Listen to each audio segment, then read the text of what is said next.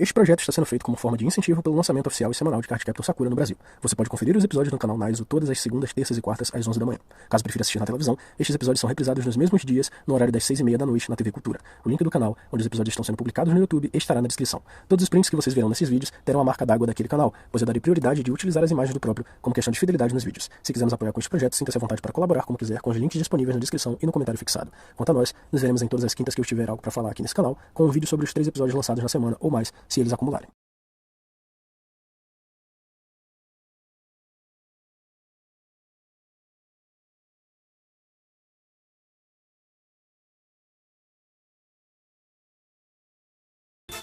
O anime de Cardcaptor Sakura está entre nós pela 4ª vez, licenciadamente, aqui no Brasil, e eu não sei porque nós falamos Sakura para nos referir a personagem do Naruto e Sakura para nos referir a essa personagem, sendo que o nome é o mesmo. Mas eu vou continuar pronunciando com essa pequena discrepância entre ambas as personagens. Escrito e ilustrado pelo grupo Clamp, composto por Satsuki Igarashi, Nanase Okawa, Tsubaki Nekoi e Mokona, Cardcaptor Sakura foi originalmente publicado em formato de mangá em maio de 1996 até julho de 2000, lá no Japão, com 50 capítulos que possuem em torno de 40 a 50 páginas cada um. Isso significa que o anime, iniciado em 98, 2 anos após o começo da publicação desse mangá, ainda era uma daquelas produções que visavam a divulgação do material original, falando de uma visão de mercado e priorizava a construção da sua narrativa como algo à parte daquele material, trazendo novas perspectivas e destinos diferentes para a trama, até porque o anime de Cardcaptor Sakura foi finalizado em 21 de março de 2000, sendo que o mangá só foi ter o seu final de fato no dia 3 de julho de 2000. O grupo Clamp foi um fenômeno que surgiu em meados da década de 80, não sabendo ao certo em que ano exatamente foi, sendo composto apenas por mulheres que costumam alternar os papéis de escrita, desenvolvimento de narrativa e desenhos entre si, dependendo de qual seja a obra que elas estão produzindo no momento. O motivo da dificuldade em saber quando começaram se dá pelo fato de que a Clamp produzia doujinshis no seu início, que são basicamente publicações independentes, podendo ser ou não algo de fã. Suas ideias originais só começaram a surgir com frequência e empenho a partir de 87 com a estreia de RG Veda, curiosamente a única obra da Clamp que eu tinha consumido até aqui, isso porque todas as obras da Clamp são, de certa forma, interconectadas pelos seus múltiplos universos, façam essas histórias parte do mesmo universo ou não. Isso me confundia em alguns momentos sobre qual a ordem correta para ler os mangás da Clamp, pois existiram várias publicações sendo feitas de forma simultânea com outras, o que torna a confusão ainda maior e não nos deixa a opção mais fácil e correta de todas, que é simplesmente acompanhar pela ordem de lançamento. De qualquer forma, mesmo com medo de acabar pegando spoilers de outras obras que eu ainda não conferi, cá estou eu pronto para embarcar na história da animação de 70 episódios produzida pela Madhouse, principalmente porque ela com certeza terá um caminho muito diferente do seu mangá original, ou pelo menos é o que eu acredito que vai acontecer. Dirigido por Morio Asaka, o mesmo diretor de Nana, Ore Monogatari, Chobits, Chihaya Furu e a própria sequência de 2018 de Cardcaptor Sakura, que é o Clear Card Hand, esta produção do final dos anos 90 garante uma das animações mais interessantes de todas as produções que nós tivemos, com números assustadores de episódios sendo exibidos sequencialmente por semana. No máximo, eu vi apenas uns 2 episódios de Cardcaptor Sakura durante a minha infância, e isso foi por DVD,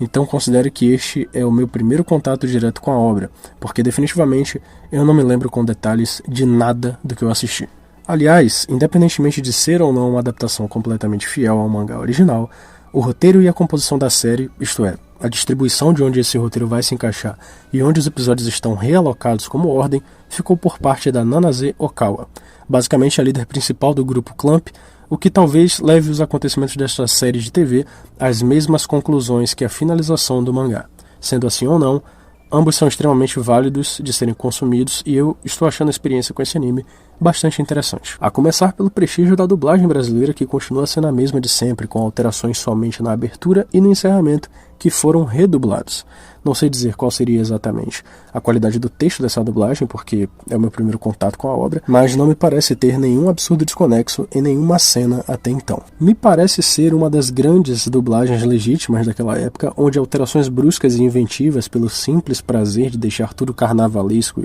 e cheio de piadas descompassadas do roteiro original da obra, praticamente não existiam como existem hoje no meio das dublagens de animes. A redublagem da abertura e do encerramento, inclusive, foram completamente assertivas. Eu vi alguns fãs reclamando da voz da cantora ter envelhecido demais para ser intérprete das músicas e que preferiam a primeira dublagem, mas discordo completamente, já que eu até mesmo sinto uma postura mais adulta sendo empregada nessas músicas, o que é algo que faz com que elas tenham um significado um pouco diferente pra gente aqui no Brasil, pelo menos, em correlação com a narrativa deste anime. Porque, veja, mesmo sendo uma história tão infantil, a maior parte do público que vai se inclinar para ela é o público adulto, atualmente. Não só por detrimento de nostalgia, como principalmente pelo provável teor instigante e misterioso de sua trama, somente sendo possível de ser decifrado depois de tanto tempo vivido. E, inclusive porque eu duvido muito que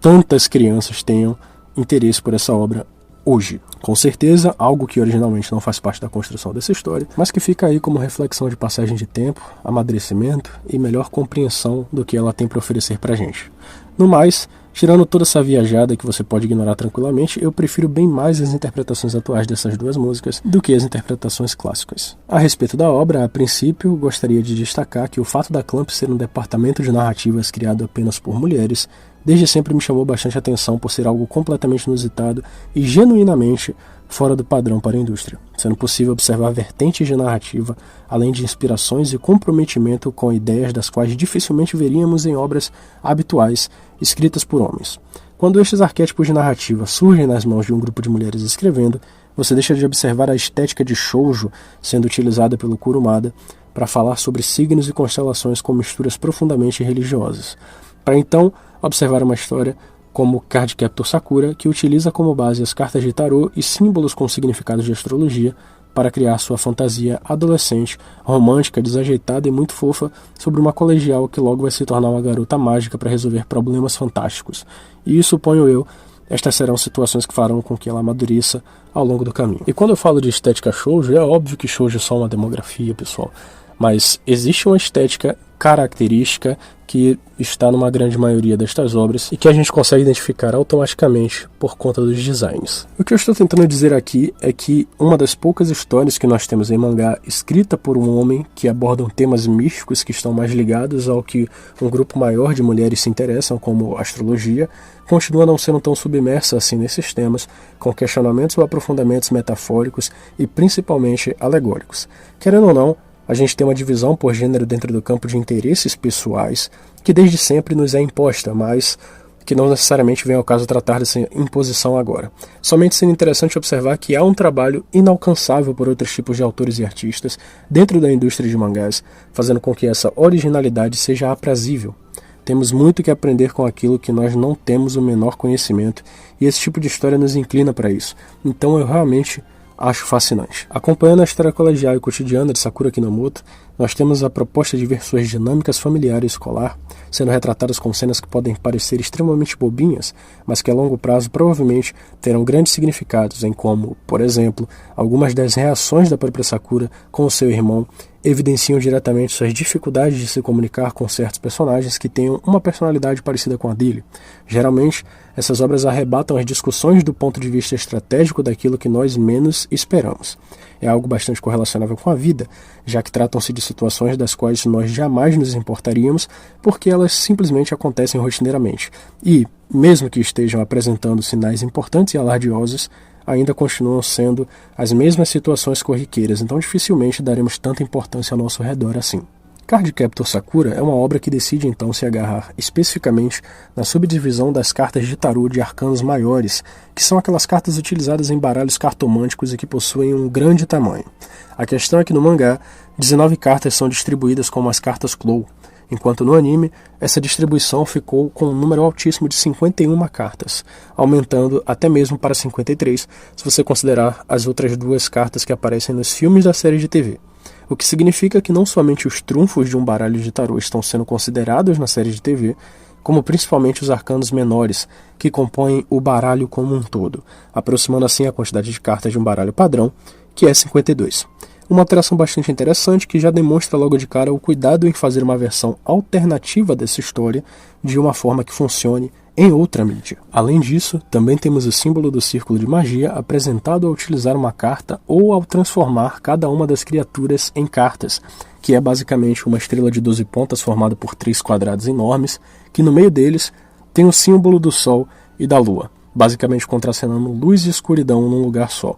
o que pode significar mutuamente equilíbrio e dualidade. A coexistência desses opostos é o que vai ser mais utilizado visualmente como forma de justificar os conceitos narrativos das relações interpessoais que estes personagens vão estabelecer entre si, nos inúmeros episódios que estão por vir, podendo trazer doses de reflexão dentro dessa história, principalmente porque, se nós pararmos para observar, a Sakura está quase sempre atrelada a símbolos como a lua nos mínimos detalhes das suas vestimentas, o que significaria coisas como a resiliência da feminilidade, ou até mesmo pode estar gritando para nós que, não somente nas cartas de tarô estão se baseando para construir os conflitos de narrativa, como também diretamente na astrologia, tendo em vista que a lua também é um símbolo utilizado para alarmar as personalidades lunares de cada pessoa. É bem provável que, nesse sentido, a personagem esteja sendo tratada como a ponte que liga os vários pontos de personalidade que nós temos para ser apresentados, nos personagens que serão importantes para a narrativa.